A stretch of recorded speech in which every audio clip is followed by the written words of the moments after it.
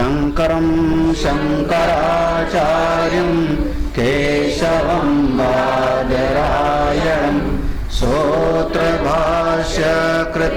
वन्दे ईश्वरो गुरुरात्मेति मूर्तिभेदविभागिने व्योमवद्व्याप्तदेहाय दक्षिणामूर्तये नमः। सदाशिवसमारम्भां शङ्कराचार्यमध्यमाम् वन्दे गुरुपरम्पराम्। श्रुतिस्मृतिपुराणानाम् आलयं करुणालयं नमामि भगवत्पादं शङ्करं लोकशङ्करम्। यद्दिव्यानां स्मरतां संसारो गोस्पदायते स्वानव्यभक्तिर्भवति तद्राम पदमाश्रये। मुख्य रूप से 11 उपनिषद और बाकी 108 उपनिषद जो प्राप्त होते हैं हमको, उन्हीं में से एक उपनिषद, एक कलिशंतरणोपनिषद, ये यजुर्वेद का, कृष्ण यजुर्वेद का उपनिषद माना जाता है। एक कृष्ण यजुर्वेद के अंतर्गत प्राप्त होता है। तो इसका शांति मंत्र हम लोगों का सहना भवतु, वही सहना भवतु ही मंत्र होगा। इस उपनिषद में बहुत ज़्यादा बड़ा नहीं है और बहुत सरल है, बहुत ही सरल है। इसमें भगवान के नाम की महिमा का वर्णन है। भगवान के नाम में क्या महिमा छुपी है उसको ये श्रुति प्रमाण हो जाता है। बाकी विस्तार में तो रामायण में वर्णन है, भागवत में वर्णन है, पुराणों में बहुत जगह पर वर्णन है, नाम रूप लीला धाम सबकी। यहाँ श्रुति प्रमाण हो जाता है, ये इसकी एक महिमा है। हम लोग पहला मंत्र पढ़ते हैं। हरि ओम। द्वापरान्ते नारदो ब्राह्मणं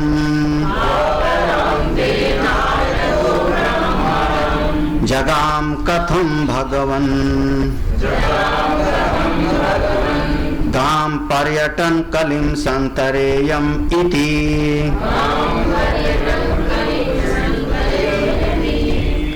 द्वापर के अंत की बात है। द्वापरांते, द्वापर के अंत की घटना है। द्वापर के अंत माने भगवान श्री कृष्ण जब गोलोक धाम पधार गए और उसके बाद कलयुग का प्रवेश होना प्रारंभ हो जाता है। उसी के बाद फिर परीक्षित का और कलयुग का संवाद होता है। तो उस समय का वर्णन है, क्योंकि देवर्षि नारद का स्वभाव क्या है, हमेशा भ्रमण करते रहना। सतयुग में भी, त्रेता में भी, द्वापर में भी, कलयुग में भी। तो देवर्षि नारद के मन में एक प्रश्न पैदा हुआ कि सतयुग तो धर्म का युग था, त्रेता यज्ञ का युग था, द्वापर में जब तक प्रभु श्री कृष्ण थे तब तक तो हम सब ठीक थे, और भगवान के लीला पधारने के बाद, स्वधाम पधारने के बाद जब हम इस सृष्टि में भ्रमण करेंगे और यहाँ होगा कलयुग का प्रभाव, यहाँ तो कलयुग का साम्राज्य छा जाएगा। जब कलयुग का साम्राज्य छा जाएगा पृथ्वी पर, उसी के गुण और स्वभाव छा जाएंगे और मैं यहाँ पर आऊंगा पृथ्वी पर भ्रमण करने के लिए, तो कलयुग के दोष हमको भी स्पर्श कर लेंगे। भाई जिस जगह पर रहेंगे उसका प्रभाव पड़ता है, इन्फेक्शन हो जाएगा। तो देवर्षि नारद के मन में क्या भाव पैदा हुआ कि ऐसी कोई एक जड़ी बूटी मिले जिससे मैं पृथ्वी पर भ्रमण तो करता रहूं, कलयुग भी रहे, लेकिन उससे मैं प्रभावित ना हूं, उससे मुझको कोई प्रभाव न पड़े। तो ऐसा कैसे हो सकता है? तो द्वापर के अंत में देवर्षि नारद प्रजापति ब्रह्मा के पास, हिरण्यगर्भ के पास पहुंचे। नारदो ब्रह्मांडम जगाम, जगाम माने उनके पास गए और उनको जाकर के अच्छे प्रकार से प्रणाम किया, जैसे कि एक शिष्य आचार्य के पास जाकर के ज्ञान के लिए, उपदेश के लिए प्रणाम करता है। उन्होंने जाके प्रणाम किया और प्रणाम करके पूछा, तथम भगवन, हे भगवन, हे प्रभु, हे परमात्मन, हे परमेश्वर, आप में सारी सामर्थ्य है, हे भगवन, कथम कैसे हो सकता है, क्या चीज, पर्यटन, पर्यटन माने पर्यटन करता हुआ, घूमता हुआ, जैसे एक प्रत्यय लग गया ना, खादन, खादत, खाना खाते ये, तो उसी प्रकार से हे भगवान पर्यटन करते हुए, क्योंकि मैं तो रुक सकता नहीं एक जगह पर, मुझको तो श्राप है कि 2.5 घड़ी से ज्यादा तो मैं टिकूंगा नहीं। अब चाहे बैकुंठ में आऊं तो भी 2.5 घड़ी से ज्यादा नहीं टिक पाऊंगा, आपके पास आया हूं ब्रह्मा जी महाराज तो आपके पास भी 2.5 घड़ी से ज्यादा नहीं टिक पाऊंगा, तो मुझको तो घूमना पड़ेगा। तो ऐसा कैसे हो सकता है कि मैं भ्रमण करता रहूं और कलिम संतरेयम, इस कलियुग के प्रभाव से मैं पार कर जाऊं, घूमता घामता भी कलियुग हमको छू ना सके, ऐसा कैसे हो सकता है। ये संतों के लिए भी बहुत काम का हो गया, क्योंकि गुरुकुल में रहे तो बहुत बढ़िया, गुरु जी के पास रहे तो बहुत बढ़िया, जब समाज में जाएंगे तो समाज के दोष हमको कैसे प्रभावित न करें। हे भगवान आप हमको बताइए। साहोवाच ब्रह्मा, साहोवाच ब्रह्मा, साधु पृष्ठोऽस्मि सर्वश्रुति रहस्यम्, साधु पृष्ठोऽस्मि सर्वश्रुति रहस्यम्, गोप्यं तच्छृणु येन कलि संसारं तरिष्यसि, गोप्यं तच्छृणु येन कलि संसारं तरिष्यसि। साहोवाच, सा माने वो कौन, हिरण्यगर्भ ब्रह्मा जी, होवाच नारद जी को उपदेश किया, सा ब्रह्मा होवाच, उन ब्रह्मा जी ने नारद जी को उपदेश किया। साधु पृष्ठा, तुमने बहुत बढ़िया बात पूछी। कम से कम प्रश्न पूछने वाले को थोड़ा पीठ ठोक दो तो खुश हो जाता है, और फिर जो बताओगे उसको जल्दी से भीतर धारण भी कर सकता है। इसीलिए प्रश्न पूछने वाले को थोड़ा सा एक प्रशंसा की जाती है, तुमने बहुत बढ़िया बात पूछी, बहुत बढ़िया बात पूछी। आप ज्ञान वाली बात पूछे तब ना, अगर पूछ देखो महात्मा जी की उम्र कितनी थी, हमको क्या पता था।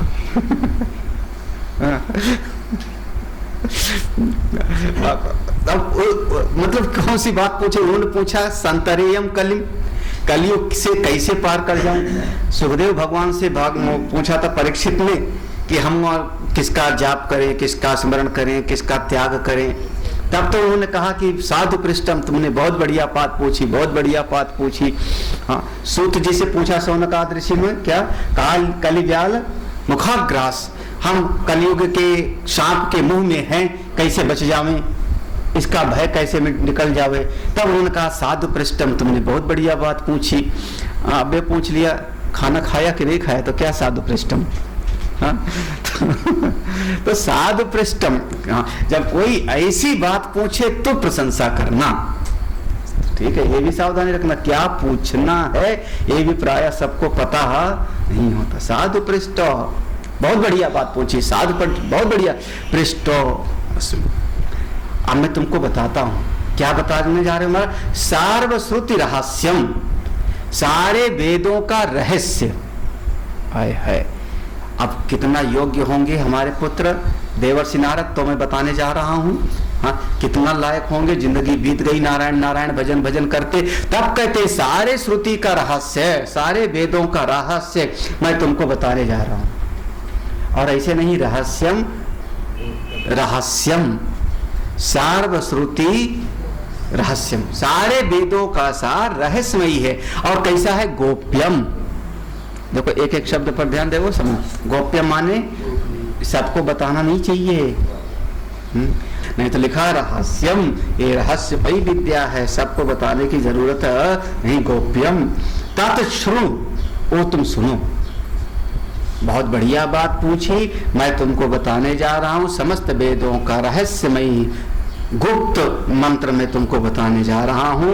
एन कली संसारम तरिष्यसि, जिससे कलयुग के प्रभाव से तर जाओगे, संसार के प्रभाव से तर जाओगे, तुमको संसार कभी फिर व्यापेगा नहीं। वो एक शब्द प्रयोग करते हैं, कहते हैं भासेगा, व्यापेगा नहीं। करुणा सरस्वती बहुत कहती है ना, भासेगा लेकिन व्यापेगा नहीं। तो भासने में और व्यापने में बहुत फर्क है, बहुत अंतर है। भासेगा, कभी लोभ भासेगा, क्रोध भासेगा, कामना भासेगी। कैसे? जैसे आकाश की नील, वो भासित हो रही, लेकिन व्यापेगा नहीं। व्यापने में तो बिल्कुल उसको वो भीतर हमारे चित्त को खींच लेता है, डुबो लेता है।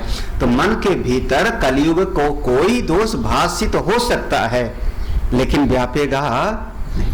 इसलिए तुम इसको सुनो, सारे रहस्य को सुनो। कौन सा? भागवत आदि पुरुषस्य, आदि पुरुष भगवान का। अब यहाँ पर 3 विशेषण हैं, 3 विशेषण। आदि भागवत, भागवत माने सारी सृष्टि के नियंता। पहले समझ, भागवत शब्द कहा वो षडैश्वर संपन्न, भगवान हम कहते हैं ना, षडैश्वर से संपन्न। उत्पत्तिं प्रलयं चैव भूतानां गतिम अगतिम वेत्ति विद्यां च विद्यां च षड नाम भगवान, हाँ, भगवान इति उच्यते। तो जो उत्पत्ति और प्रलय को, जीवों के गति और अगति को, विद्या और अविद्या सबको जानता है, सह भगवान, वो भगवान है। तो भगवान किसको? पहला शब्द भागवत, भगवत कहा, भगवान सृष्टि की अपेक्षा से, है ना। ये सृष्टि है तो सृष्टि को बनाने वाला कोई है, उत्पत्ति, सृष्टि को चलाने वाला कोई है। सृष्टि लीन होकर के कहीं जाएगी, वही आता है ना, यतो वा इमानि भूतानि जायन्ते येन जातानि जीवन्ति यत् प्रयन्त विषम विशन्ति। तो सृष्टि को देख करके कहा, इस सृष्टि के मूल में भगवत है। फिर कहीं ये संशय न पैदा हो जाए कि जैसे सृष्टि पैदा हुई और नष्ट हो जाती है, ऐसे वो भी, हाँ, वो भी जैसे हम अपने पिता से पैदा हुए, अपने पिता से पैदा हुए, अपने पिता से पैदा हुए, अपने पिता से पैदा हुए, तो ये ना हो जाए कि वो भी किसी से। तो कहा आदि पुरुष, आदि पुरुष सृष्टि का नियंता, और जिसका न जन्म है, और सा विष्णु परमं बतम सा काष्ठा सा परागति, वो चीज भागवत आदि पुरुषस्य। अब संज्ञा दिया उनका, कुछ नाम तो दीजिए उनका, संज्ञा क्या है? तो कहा नारायणस्य। अब उनका नाम दिया नारायणस्य। है कहां पर? अगर सृष्टि उनसे उत्पत्ति हुई, आदि पुरुष है, तो कहीं दूर है क्या? वैकुंठ में बैठे? तो कहा नहीं, समस्त नरों के हृदय में जो विराजमान है। अब वही मंत्र याद कर लो, तत्सृष्ट्वा तदेव अनुप्रावेश्य सच्चत्यच्चा भवत्। सबको सृष्टि करके सब में प्रवेश कर गए और सबके साथ एक जैसे हो गए। नारायणस्य, समस्त नरों के हृदय में जो विराजमान है, अब बाहर नहीं है। और देखो ये 3 विशेषण हैं, भागवत, आदि पुरुषस्य और नारायण। तीनों का मतलब अलग अलग है, तीनों 3 विशेषण दिया, तो इसलिए उनके नाम का उच्चारण मात्रेण। लो यहाँ पर वो जाप का अलग अलग अर्थ जो ढूंढते हैं ना, अजपा जाप, सुमिरन, ये वो नहीं, नाम उच्चारण मात्रेण, उनके नाम का उच्चारण मात्र से निर्धूत कलिभवती, ये कलयुग के सारे दोष धू हो जाएंगे, कलयुग का सारा दोष नष्ट हो जाएगा। नाम उच्चारण मात्रेण, उनके नाम का उच्चारण करो, भगवान के नाम का उच्चारण करो। वो भागवत के आखिरा वाले अंतिम वाला श्लोक है ना, नाम संकीर्तनम यस्य सर्व पाप प्रणाशनम, नाम संकीर्तनम यस्य, नाम के उच्चारण से समस्त पापों का नाश हो। कलयुग कभी हमको फिर व्यापेगा नहीं। भाषे भले, दिखाई भले पड़े कि देखो कलयुग में है, कलयुग केवल ना। कहाँ पर लिखा है? कहाँ पर है? मानस, मानस वाले दोनों लोग, तीनों लोग कहाँ है? कौन से कांड की चौपाई है? उत्तरकांड की। कलयुग केवल चलो 20 तक मैं हूँ, जो दिखा देगा 500 रुपया उसको दक्षिणा। बालकांड से उत्तरकांड तक में यही चौपाई, बिल्कुल ऐसे बदल करके नहीं। कलयुग केवल नाम आधारा, सुमिर सुमिर नर उतर ही भाव। ठीक है ना, जो दिखा देगा 500 रुपया उसको इनाम दूंगा।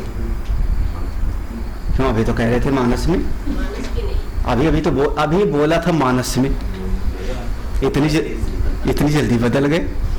देखा, अब समझ गए ना, 500 रुपया इसे थोड़े फिर भी देंगे स्वामी जी। ये अभी विश्वास है कि स्वामी जी अगर ये कह रहे हैं तो इसका मतलब वहां पर तो नहीं तो अभी तो कहा था मानस में है, वो तो कांड भी बता दिए। तुमसे एक कदम और आगे उत्तर कांड बता दिए। अब ढूंढ करके जो बता देगा क्या। हाँ, कलयुग केवल, यही चौपाई, शब्द में अंतर करके नहीं तो मानूंगा। हाँ, तो कलयुग केवल नाम आधारा, सुमिर सुमिर नर उतर ही भाव। बहुत चलता है। जैसे एक संस्कृत में है, ऋते ज्ञानान न मुक्ति, ऋते ज्ञानान न मुक्ति। सत्य है, सत्य घोषणा की जा रही है, बिना ज्ञान के मुक्ति प्राप्त नहीं। ये हम लोग खूब बोलते हैं, सारे वेदांती महात्मा बोलते हैं, लेकिन कहाँ पर लिखा है नहीं पता, आप ढूंढते रह जाओ। हाँ, किसी उपनिषद में, गीता में कहीं पर ये लिखा हुआ नहीं है। जैसे मिथ्या शब्द अपहन वाचना, तो अपहर वाचका, तो मिथ्या शब्द 11 के 11 उपनिषदों में नहीं है। तो भगवान शंकराचार्य जी ने अध्याहार किया, जैसे मान लिया का बराबर 100, तो भगवान शंकराचार्य ने लाया उसको, ब्रह्म सत्यम जगत मिथ्या जी। सत्य और असत दो शब्द मिलेंगे, सत्य और ना सतो विद्यते भाव ना भाव, सत्य और असत मिलेगा, लेकिन मिथ्या शब्द नहीं मिलेगा। तो ऐसे ही बहुत सारी चीजें समाज में इतनी चलती हैं जो कहीं लिखा हुआ मिलता ही नहीं। वही शबरी ने झूठा बेर खिलाया, नहीं वाल्मीकि रामायण देख लो, अध्यात्म रामायण ढूंढ लो, जो पास में था उसके कंदमूल फल ला करके प्रेम से उसने रखा, और भगवान ने बड़े प्रेम से लक्ष्मण रेखा, लक्ष्मण रेखा, हाँ रामायण में ये आएगा उधर लंका कांड में, जब मंदोदरी उपदेश देती है, वहाँ कहते हैं कि तुम तो रेखा भी नहीं नाप पाए तो क्या जीतोगे उनको। हाँ, लेकिन उस समय जब लक्ष्मण जाते हैं तो रेखा ओखा का कोई ही, अब ढूंढना बताना ये सारी चीजें हैं। तो ऐसी बहुत सारी चीजें होती हैं जो कहीं मिलती हैं, लेकिन है नाम उच्चारण मात्रेण निर्धूत कली भवती। ठीक है, अगला श्लोक पढ़ें। नारदा पुनः पप्रच्छ तन्नाम किमिति साहोवाच हिरण्यगर्भ। नारद ने फिर पूछा, महाराज आपने तो इतना तो कह दिया कि भगवान आदि पुरुष नारायण का नाम उच्चारण मात्र से कलयुग के दोषों से मिट जाएंगे, तो नाम क्या है? नारदा पुनः पप्रच्छ, नाम क्या है? साहोवाच हिरण्यगर्भा। अब देखो ब्रह्मा और हिरण्यगर्भ एक हो गए ना, क्योंकि पहले कहा था हाँ साहोवाच ब्रह्मा, पहले ब्रह्मा, और अब कहते हैं साहोवाच हिरण्यगर्भा। मतलब ब्रह्मा और हिरण्यगर्भ दो नहीं हैं, केवल उनके दो संज्ञाएं हैं, नाम है। पुराण की दृष्टि से हम ब्रह्मा कहते हैं और वेदांत की दृष्टि से उनको हम हिरण्यगर्भ कहते हैं। वो हिरण्यगर्भ ने उपदेश दिया, हरे राम राम राम हरे हरे, हरे राम राम राम हरे हरे, हरे कृष्ण कृष्ण कृष्ण हरे हरे, हरे कृष्ण कृष्ण हरे हरे। अब इतना आसान उपनिषद और कौन सा हो गया? कौन सा भगवान का नाम है? हरे राम राम राम हरे हरे, हरे कृष्ण कृष्ण कृष्ण हरे। सबसे आसान। हाँ, हरे राम इसमें कुल 16 अक्षर हैं। फिर से अगला श्लोक पढ़ो। इति षोडशकं नाम कालिकल्मषनाशनम् नाता परतरोपायः सर्ववेदेषु दृश्यते। इसमें षोडशकम, षोडश माने 16 एक कली के कलमश को नाश करने वाले 16 अक्षर वाला मंत्र है। अतः ना, इसलिए हे देवर्षि नारद इसी का जाप करो। ना परतरः उपाय, इसके अलावा और कोई दूसरा उपाय हमको नहीं दिखाई पड़ता। अरे और तो मैं क्या बताऊं, सर्व वेदेषु, चारों वेदों में भी कलयुग में इसके अलावा और कोई उपाय दिखाई नहीं पड़ता। तब कहते हैं कि इस कलयुग में ज्ञान ध्यान होना बहुत मुश्किल है, भगवान के नाम का ही जाप करिए, इसी से कल्याण हो जाएगा। ये जो मंत्र है इसमें देखो, इसी मंत्र में ओम नहीं लगता, क्योंकि अब ये उपनिषद के बीच में आया है ना। उपनिषद के पहले हरिओम लगा दिया, उपनिषद के शुरुआत में हरिओम लगा दिया, अंत में हरिओम लग जाएगा, लेकिन बीच में मंत्र आ गया है तो इसमें जो है मंत्र के जाप के समय में ओम। ऐसे तो ओम नमः शिवाय भी है, हाँ, वहां पर जहां वेद में लिखा है वहां पर नमः शिवाय, लेकिन जब हम जाप करते हैं तो उसमें ओम लगा देते, लेकिन इसके जाप में ओम नहीं लगाया जाता। ये जाप ज्यों का त्यों हरे राम राम राम हरे हरे, सीधा सा अर्थ है मैं उन भगवान की शरण में जाता हूँ, हरि की शरण में जाता हूँ जो जीव का कल्याण करते हैं। वही राम है, वही कृष्ण है, वही परमात्मा है। राम माने रमन्ते सर्वाणि भूतानि यासा, जो सारे प्राणियों के भीतर रम रहे हैं उनका नाम हुआ राम। क्या है? राम रामेति रामेति राम, क्या भूल गए मैं, राम रामेति रामेति मनोरमे सहस्रनाम तत्तुल्यम राम नाम वरानने, बस राम राम। अब देखो वेद में इस तरीके का है। गौड़ी मठ वाले, चैतन्य महाप्रभु की परंपरा वाले, वो कन्हई का अवतार मानते हैं चैतन्य महाप्रभु को। हाँ, कृष्ण के अवतार हैं महाप्रभु, चैतन्य महाप्रभु कृष्ण के अवतार मानने जाते हैं। और जो उनके सन्यासी थे स्वामी नित्यानंद, इनकी जोड़ी मानी जाती है निताई गौर हरि, निताई गौर हरि। तो देखो कहा क्या हम कहते क्या, निताई माने नित्यानंद, गौर वो थोड़ा, हाँ, निताई गौर हरि, हरि माने परमेश्वर, तो कहते निताई गौर हरि। जैसे सीताराम, हम लोग कहते हैं सीताराम राधे श्याम, तो उनके यहाँ का जो शब्द है निताई गौर हरि, हाँ, तो उनके यहाँ का गौड़ी परंपरा का ये उनका शब्द है, निताई गौर हरि। तो अब वो नित्यानंद को आगे रखते हैं, वो उनको कहते हैं कि वो मतलब उनके बड़े भाई हैं नारायण, और कृष्ण के अवतार हैं चैतन्य महाप्रभु। तो नाम लेना है तो कृष्ण का नाम पहले लो, हाँ, उनका नाम बाद में लो। तो उनके यहाँ जब इस मंत्र का जाप करेंगे ना तो हरे कृष्ण पहले बोलेंगे। देखो नहीं अंग्रेज मंदिर वगैरह में और जो ऐसी जगहों पर जो हरे कृष्ण कृष्ण कृष्ण हरे हरे, नीचे फिर बोलेंगे हरे राम राम राम हरे। हम अयोध्या के लोग, अब इसमें लड़ाई हो गई, अयोध्या के लोग कहेंगे राम जी बड़े हैं, कृष्ण बाद में आए। लॉजिक ले लो, राम जी आए त्रेता में और कृष्ण आए द्वापर में, तो राम जी का पहले लेना चाहिए कृष्ण का। तो उन्होंने क्या किया, उनका हरे राम पहले और हरे कृष्ण बाद में। अब तो उस भी हो तो भगवान का नाम है, चाहे आगे लो चाहे पीछे लो। जब नाम उच्चारण मात्रेण कलिम संतरिष्यसि, ये कह दिया कि नाम के उच्चारण मात्र से ही कलयुग का दोष सब मिट जाएगा, तो चाहे जैसे ले ले, चाहे पहले ले लो चाहे पीछे ले लो। इसके अलावा सर्व वेदेषु परतरः उपायः न दृश्यते, सारे वेदों में इसके अलावा और कोई उपाय हमको दिखाई नहीं पड़ता। इसलिए हे देवर से इसी का जाप करो। इति हाँ, अगला श्लोक पढ़ते हैं। इति षोडशकलावृत्तस्य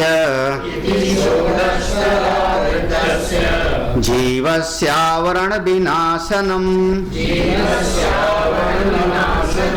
तथा प्रकाशते परब्रह्म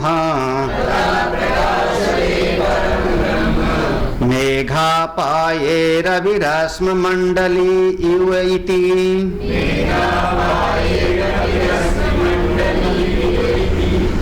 इति षोडशकलावृत्तस्य, षोडश कला आवृतस्य जीव, हाँ जीवस्य, यहाँ पर ध्यान देना, इति पीछे गया, हाँ, षोडश कला आवृतस्य जीवस्य, हाँ, 16 कला से जो 16 कलाओं से जो आवृत है जीव, ये 16 अक्षर वाला मंत्र उसके 16 आवरण का नाश कर देता है। आवरण विनाशनम, अब दोनों बातें हैं, ये द्व्यर्थी हो गया। षोडश कला, ये जो 16 अक्षर वाला मंत्र है यही 16 कलाएं हैं, हाँ, ये जीव के सारे आवरण का नाश कर देते। दूसरी तरफ षोडश कला से बंधा हुआ, 16 रस्सियों से बंधा हुआ जो है, आवरण से बंधा हुआ, उस जीव के ये 16 मंत्र अक्षरों वाला मंत्र उस जीव के समस्त 16 आवरणों का नाश कर देता है। बस यही एक श्लोक सबसे महत्व का है। एक मंत्र है, एक जो मंत्र है मतलब 16 कलाएं कौन सी हैं, है ना। अब 16 कलाएं मैं गिना देता हूँ। तो 2 तरह की बात मानी जाती है 16 कलाओं में। दो बातें हैं। एक तो सीधा सीधा मान लिया 5 महाभूत और 11 इंद्रियां, 5 महाभूत और 5 महाभूतों से बनी हुई 11 इंद्रियां, ये हो गया 16 कलाएं। यही जीव है, यही बार बार आता है और जाता है, हाँ, यही इसी का पुनर्जन्म है। फिर हाँ देखो, अब ये तो हमारा जो है एक देखो यहाँ पर 3 में विचारधारा बता देता हूँ 16 कला के। एक तो सीधा सीधा 11 इंद्रिय, 11 इंद्रिय कौन कौन सी? 5 कर्म इंद्रिय, 5 ज्ञान इंद्रिय और 1 मन। हाँ, तो मन में पूरा अंतःकरण समा जाता है। तो 16 कला हो गई, 5 महाभूत 11 इंद्रिय। दूसरी विचारधारा है, वो कहते हैं 14 लोक हैं कुल। हाँ, जीव इन्हीं 14 लोकों में से तो कहीं ना कहीं भटकेगा। हाँ, इन्हीं 14 में से तो कहीं ना कहीं जाएगा। कौन कौन से हैं? हमारी पृथ्वी का नाम है भूलोक। हाँ, लखनऊ में एक दुकान है, उसके डब्बे पर लिखा होता है भूलोक का अमृत। पिया है कभी कि नहीं? मट्ठा, उस पर यही लिखा है भूलोक का अमृत। हाँ, तो चाणक्य लड्डू वाला ऐसे। तो एक हमारी पृथ्वी हो गई भू। अब इसके बाद फिर हमारे से ऊपर की तरफ, इससे ऊपर 7 लोक, भुवाहा स्वाहा, हम लोग पढ़ते ना भोर भुआ, तो ऊपर हुआ भौवाहा स्वाहा माहा जन तप सत्य। कितने हो गए?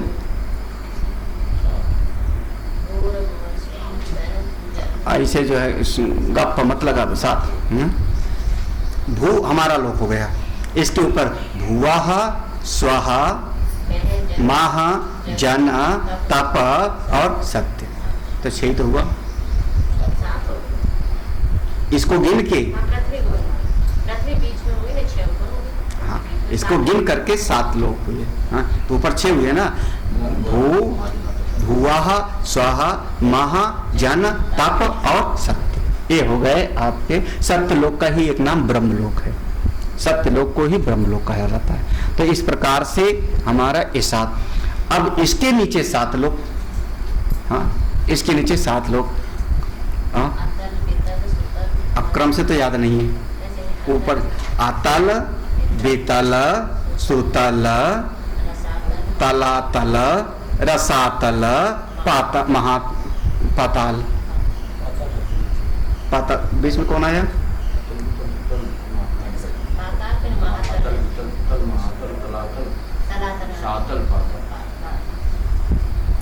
आप जो समझो समझ लो, गिन लेना आप लोग। अतल बितल तलातल, अतल बितल सुतल तलातल रसातल, हम जो भी है, ये 7 नीचे, एक बीच में, 6 ऊपर, ये 14 लोग। इसको हम कहते हैं व्यष्टि। ये व्यष्टि का बंधन हुआ, ये इस व्यष्टि के बंधन है, क्योंकि ये जीव इन्हीं में से कहीं न कहीं भटकता रहता है। तो व्यष्टि है तो समष्टि भी होगा, अगर व्यष्टि हुआ तो समष्टि भी होगा। तो समष्टि में भी 2 हो गया, कौन कौन? कहा एक समष्टि हो गई व्यक्त और एक समष्टि हो गई अव्यक्त। अब थोड़ा सा ये जो है अलग हो गए, व्यक्त समष्टि हो गई विराट और अव्यक्त समष्टि हो गई हिरण्यगर्भ। तो 2 हो गए, व्यक्त समष्टि विराट और अव्यक्त समष्टि हिरण्यगर्भ, कुल मिलाकर के हो गए 16। ये 16 आवरणों में बंधा हुआ है। अच्छा, तुम अभी अतल बितल लग रही थी, लगा? लिख लो लिख लो लिख लो। तो व्यष्टि मतलब व्यक्त समष्टि और अव्यक्त। तो विराट है व्यक्त, विराट व्यक्त हुआ, हाँ, और हिरण्यगर्भ अव्यक्त हो गया। तो व्यक्त समष्टि और अव्यक्त समष्टि दोनों हो गए 2। तो 14 लोक और 2 हो गए कौन? 16। ये हैं 16 कलाएं। अब और तीसरा सिद्धांत जो गिनाए हैं, अब वो गिन लो आप लोग, मैं गिना देता हूँ। जिनमें जीव बंधता है, 16 कलाएं हैं जो जीव को फंसाती हैं। ये 16 चीजें हैं जो फंसाती हैं, बांधती हैं। अब देखो गिनाता हूँ मैं। सबसे पहले तो 5 पृथ्वी गिन लो, आकाश, वायु, तेज, जल और पृथ्वी, हो गई 5। हाँ, ये 5 महाभूतों से शरीर बना तो फंसाया इसने। फिर 5 महाभूतों से इंद्रिय, छठी चीज, ये 5 ही गिन लो, 5 ये हो गए 5 महाभूत। फिर छठी इंद्रिय, 7वां मन, हाँ, 8वां अन्न, हाँ क्या हुआ, हाँ सही है ना, हाँ हाँ गिन लेना गिनती। इंद्रिय, मन, अन्न, फिर अन्न से बना वीर्य, वीर्य एक गिनती है, वीर्य, फिर उससे हुआ कर्म, फिर लोक, तो वही तो है। तो प्रश्न पढ़ा था ना, 16 कला वाला जीव तो वही है, और क्या, वही पढ़ लो, पढ़ लेना। याद आ गए आपको? कितने हो गए? 11 हुए। हाँ, इंद्रिय, मन, अन्न, वीर्य, कर्म, लोक, तप, मंत्र, नाम, प्राण और श्रद्धा। प्राण और श्रद्धा, ये हो गए 16 कुल। ये हैं 16 कला, ये जो जीव को बांधते हैं। अब इसमें बंधा हुआ है आप, ये जब तक प्राण चल रहे हैं तब तक जीव बंधा हुआ है बेचारा। फिर जब तक जीव के भीतर ये 5 महाभूत हैं, फंसा पड़ा हुआ है, इंद्रिय हैं तो फंसी है, फिर यहाँ पर कुछ न कुछ कर्म करता रहता तो फंसता रहता। ये 16 गिना दिया मैंने। ये 16 चीजों से जो बंधा हुआ जीव है, जब ये 16 अक्षरों के मंत्र का उच्चारण करता है, जाप करता है हरे राम, तो वो इसके सारे बंधनों से मुक्त हो जाता। इसलिए इस महामंत्र का जाप करते रहना चाहिए।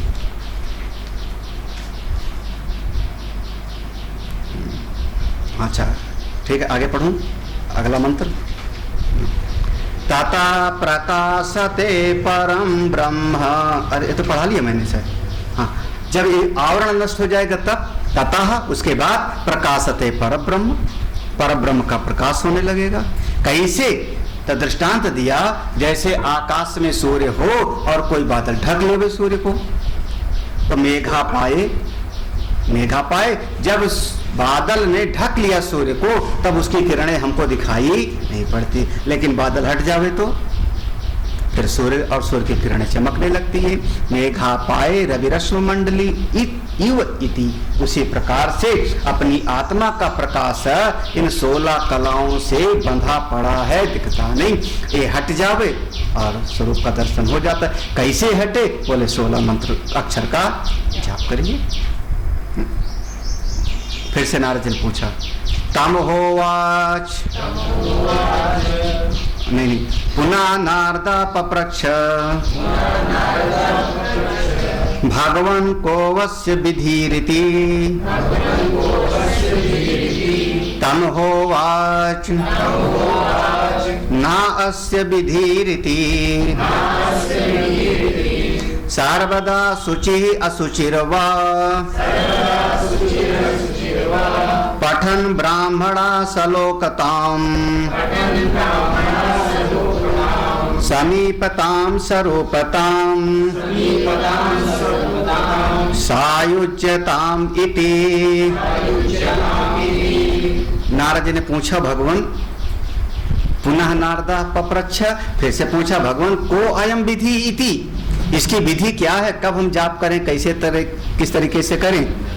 हाँ हाँ, नारद जी ने कहा तम होवाच, ब्रह्मा जी ने कहा ना अस्य विधि इति, कोई विधि नहीं, लो कोई विधि नहीं, जब मर्जी आवे खाना खाते रहो, हरे राम जपते रहो, कोई विधि नहीं है।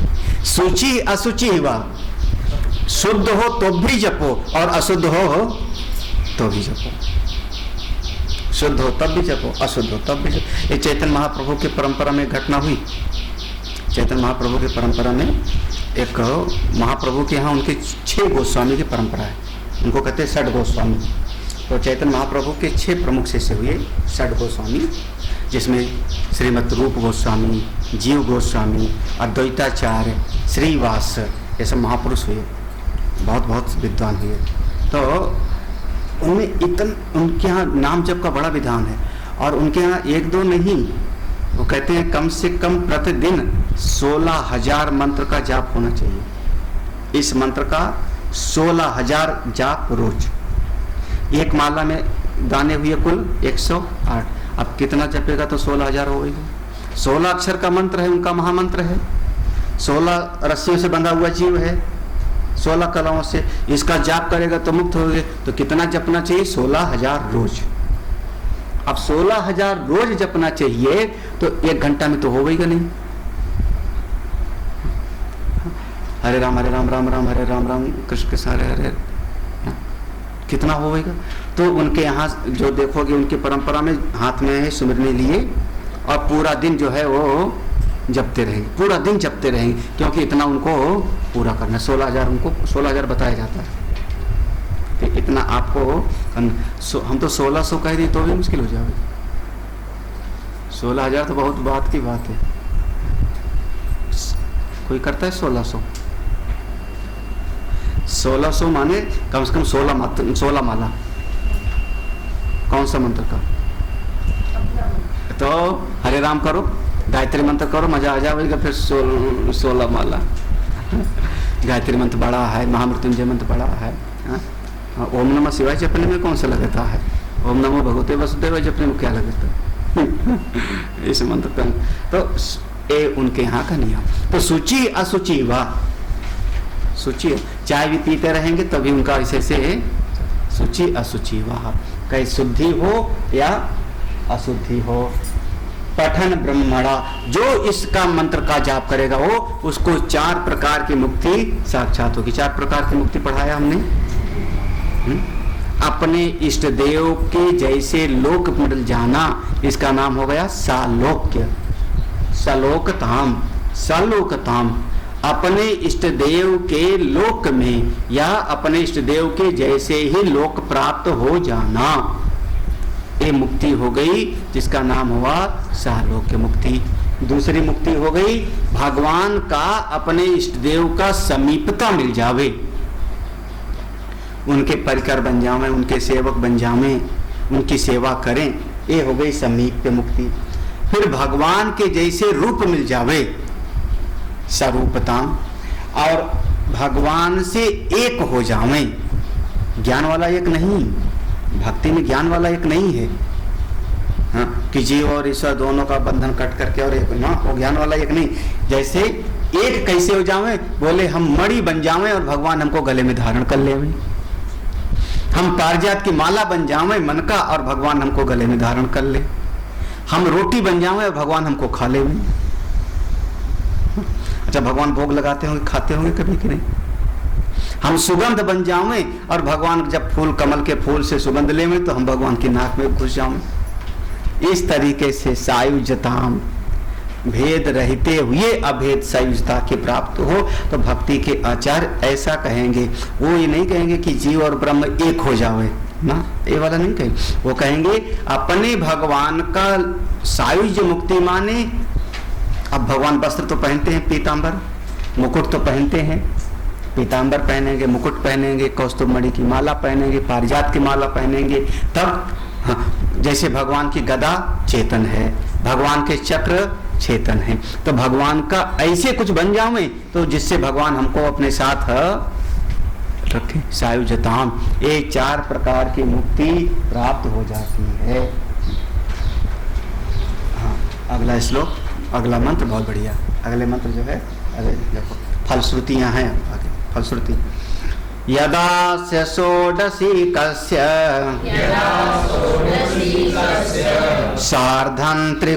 सार्ध त्रिकोटिर्जपति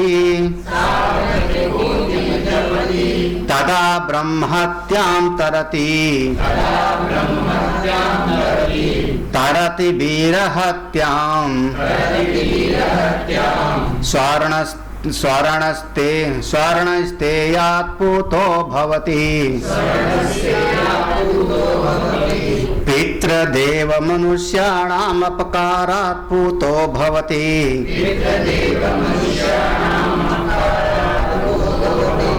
सर्वधर्म परित्याग पापात् सद्या शुचिताम् आप्नुयात्।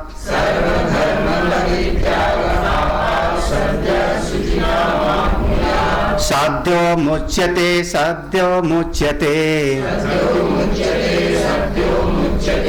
इति उपनिषद। क्या करें हैं? यदा अस्य षोडश, ये 16 अक्षरों वाला मंत्र जब जाप करते हैं आप लोग, तब कितना? त्रिकोटि, 3 करोड़ का जब जाप हो जाता है आपका 1 महीना, 2 महीना, 1 साल में, तब ब्रह्म हत्याम, अगर ब्रह्म हत्या भी हुई है तो उससे मुक्त हो जाओगे। बताइए, इतना आसान उपाय। और प्रमाण कहाँ पर? श्रुति, उपनिषद ने कहा इस मंत्र का जाप करने से ब्रह्म हत्या से। फिर तरति वीर हत्याम, किसी वीर की, क्षत्रिय की हत्या किया है तो भी मुक्त हो जाओगे। हाँ, तरति वीर हत्याम। हाँ, हाँ? क्या चीज? यदा अस्य षोडशस्य सार्ध, 1.5 करोड़ और 3 करोड़ दोनों समझ लो। दोनों समझ लो। इस समय 1.5 करोड़ का जाप कर ले या 3 करोड़, दोनों से बात सुनो। 1.5 करोड़ का जाप करे तो भी और 3 करोड़ का जाप कर ले तो पक्का। तो ब्रह्महत्या से तर जावेगा। वीर हत्या, क्षत्रिय, वीर हत्या माने जैसे क्षत्रिय की हत्या, कोई वीर की हत्या किया तो भी पाप जो लगा। फिर एक बहुत बड़ा पाप माना जाता है स्वर्ण की चोरी का।